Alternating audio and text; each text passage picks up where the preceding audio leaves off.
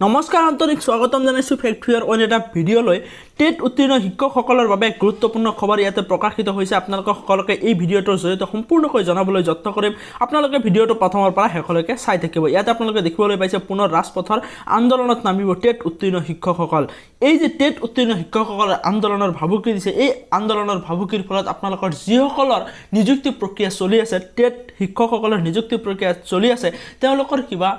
বাধা হ'ব নেকি তো আপোনালোকক সম্পূৰ্ণকৈ জনাবলৈ যত্ন কৰিম আপোনালোকে ভিডিঅ'টো প্ৰথমৰ পৰা শেষলৈকে চাই থাকিব প্ৰতিশ্ৰুতি ৰক্ষা কৰিব নোৱাৰা ৰাজ্য চৰকাৰৰ শিক্ষা বিভাগৰ মন্ত্ৰীক মিছলীয়া আখ্যা দি পুনৰ ৰাজপথৰ আন্দোলনত নামিবলৈ সাজু হৈছে টেট উত্তীৰ্ণ শিক্ষকসকল অহা 25 মাৰ্চৰ পৰা চৰকাৰী স্থিতিৰ বিৰুদ্ধে ৰাজ্যজুৰি প্ৰতিবাদ কাৰ্যসূচী হাতত ল'ব সদৌ অসম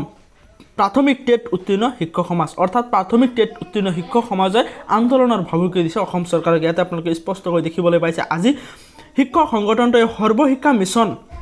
সঞ্চালকালয়ৰ জৰিয়তে শিক্ষা মন্ত্ৰীলৈ এক স্মাৰক পত্ৰ প্ৰদান কৰি এই আন্দোলনৰ কাৰ্যসূচী সন্দৰ্ভত স্পষ্ট কৰি দিয়ে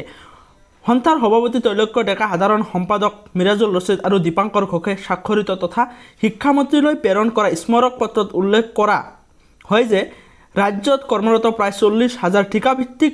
শিক্ষকৰ দীৰ্ঘদিনীয়া আন্দোলনৰ সন্মুখীন কৰাৰ বাবে চৰকাৰে গভীৰ ষড়যন্ত্ৰ কৰিছে যোৱা 31 মাৰ্চত শিক্ষামন্ত্ৰীৰ সৈতে হোৱা আলোচনাত বাজেটত টেট উত্তীৰ্ণ শিক্ষকসকলৰ বাবে ভাল খবৰ আহিব বুলি শিক্ষক সমাজক আশ্বাস দিছিল শিক্ষামন্ত্ৰীয়ে কিন্তু কালি বিত্তমন্ত্ৰী অজন্তা নেওগে 2022-23 বিত্তীয় বৰ্ষৰ বাবে দাখিল কৰা বাজেটত শিক্ষকসকলৰ বাবে বিশেষ এক পদক্ষেপ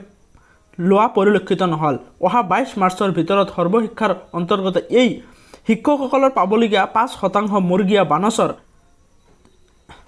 30 মাহৰ বকেয়া আদায় দিয়াৰ ব্যৱস্থা কৰিবলৈ শিক্ষামন্ত্ৰীক স্মাৰক পত্ৰৰ জৰিয়তে দাবী জনোৱা হৈছে অন্যথা পুনৰ ৰাজপথলৈ আন্দোলনত নামিবলৈ বাধ্য হ'ব বুলি হকিয়াই দিয়ে টেট উত্তীৰ্ণ শিক্ষক সমাজে তো আপোনালোকে স্পষ্টকৈ দেখিবলৈ পাইছে টেট উত্তীৰ্ণ শিক্ষক সমাজৰ ঠিকাভিত্তিক শিক্ষকসকলে তেওঁলোকৰ পাবলগীয়া 5% মৰ্গীয়া বানচ 30 মাহৰ বকেয়া আদায় নোপোৱাৰ বাবে তেওঁলোকে শিক্ষামন্ত্ৰীলৈ এক ভাবুকি দিছে তেওঁলোকে পুনৰ ৰাজপথত নামি আন্দোলন কৰিব আৰু এই যে প্ৰতিবাদ কাৰ্যসূচী হ'ব ইয়াৰ ফলত চলিত শিক্ষক নিযুক্তিৰ প্ৰাথমিক শিক্ষকসকলৰ যে চলিত শিক্ষক নিযুক্তিৰ প্ৰক্ৰিয়া চলি আছে ইয়াৰ কোনো বাধাগ্ৰস্ত হ'বনে নহয় একো নহয় কাৰণ ইহঁতৰ প্ৰবলেমটো হ'ল তেওঁলোকৰ 5% মৰ্গীয় বানচৰ বাবে তেওঁলোকে আন্দোলন কৰিব তো বন্ধুসকল এই ভিডিঅ'টোৰ জৰিয়তে গুৰুত্বপূৰ্ণ ইনফৰমেশ্যনটো আপোনালোকক জনাবলৈ যত্ন কৰিলে ভাল লাগিলে লাইক কৰিব লগতে শ্বেয়াৰ